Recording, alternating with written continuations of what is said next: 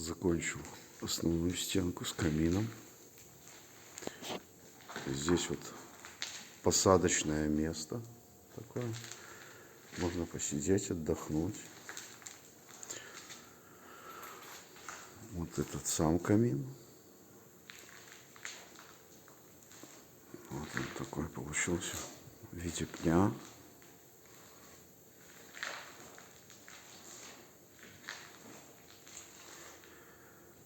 Здесь вот дровник такой. Здесь тоже посадочное такое место. Цветочки. Вот они. Вверху там полочки, можно что-то поставить. Вот такая вот композиция получилась.